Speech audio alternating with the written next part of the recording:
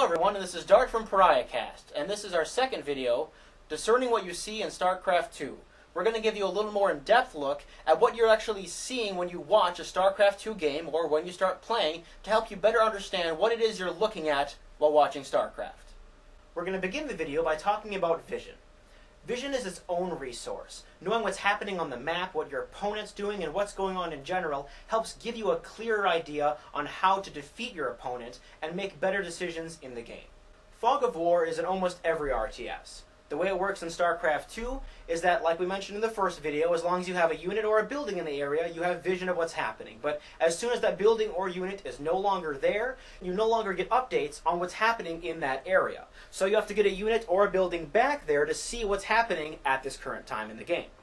One of the ways you get more vision in StarCraft 2 is through the use of Xel'Naga watchtowers.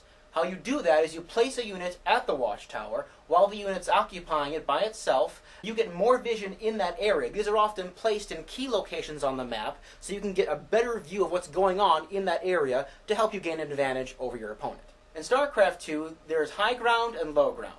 The high ground can look down onto the low ground, but the low ground cannot look up onto the high ground. You'll see many players use this to their advantage while fighting an opponent. High ground and low ground are also very important parts of combat. Range units can shoot from the high ground down to the low ground, but the low ground cannot shoot up onto the high ground without vision so they see what they're shooting at. Ramps are their own category of terrain. You have to get a certain distance up the ramp before you can see onto the high ground with your units. Different unit combinations in StarCraft 2 work better in different areas on the map. Some unit combinations work better in an open area so they can surround their opponent, dealing maximum damage, whilst other unit combinations work better at a choke point so their opponent can't surround them.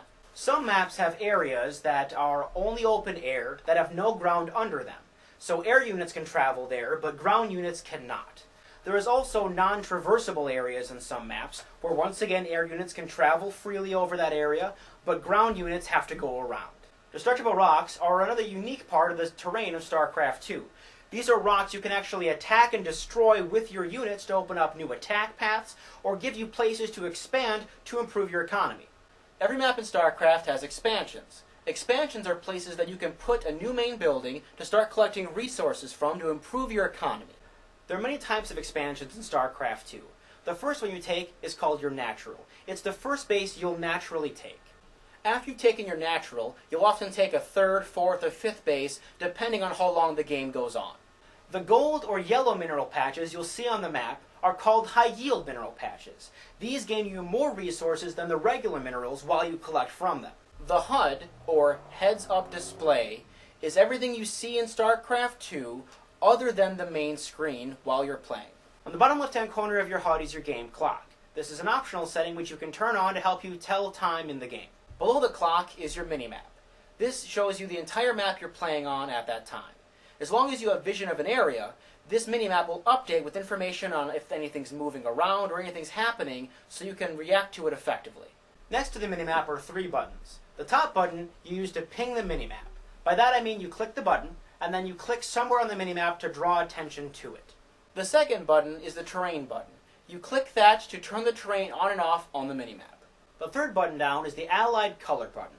When you click it, it turns all your opponents red, all your teammates yellow, and yourself green. Here is where you'll see hotkeys. This is where a player has assigned a building or unit to a key, so they can then click that key and select that unit. This area of the screen is where you will see what is currently selected in your game. This will tell you more information about whatever you have selected. This area is the portrait. This is where you'll see a picture of whatever you've selected.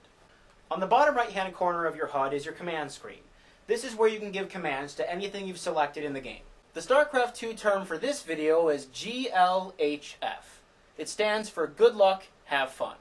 You'll type this in the chat to your opponent when the game starts to, of course, wish them luck and hope that they have fun while they're playing. Well, I'm Dart from PariahCast, and I want to thank you for watching our second video. I also do want to thank one of our members, PCG-Spacegoon, for the spectacular background we're now using. Thanks for watching.